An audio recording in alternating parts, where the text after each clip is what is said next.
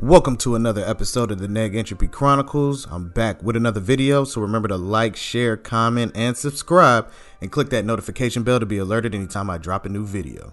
So, humanity is exhausting, but I still have hope.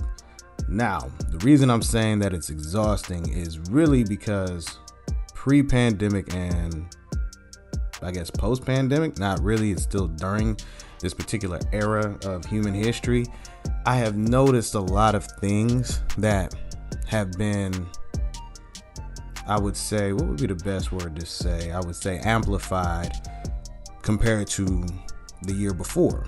I mean, it's 2021. We're still dealing with questions of racism. Who's more oppressed on?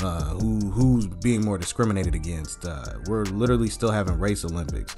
We're still having questions about what's actually racism, what isn't. We're still trying to figure out what's actually right and what's actually wrong.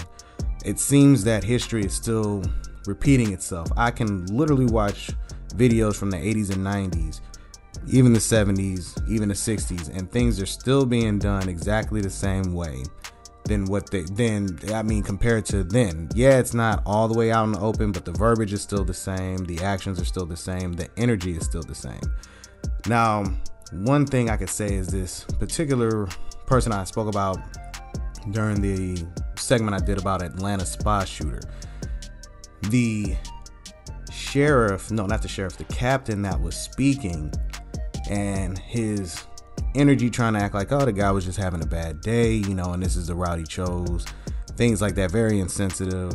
Come to find out, during the pandemic, he had shirts for sale regarding Asians and some negative rhetoric towards them. So you could tell he had some type of energy towards Asian individuals as well, and this is a person who's in law enforcement.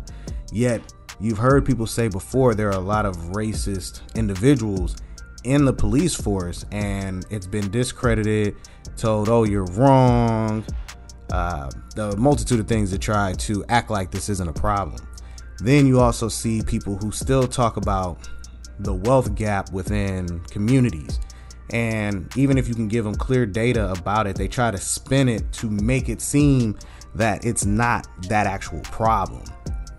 They say, oh, well, if we talk about it in this manner, it's really because of this. And it's like, but this is the underlying thing. Housing discrimination is still a thing even today. They've even done video reports showing this happening even today. That's why things are exhausting. That's why you can just look and be like, God, Lee, these people are tiresome.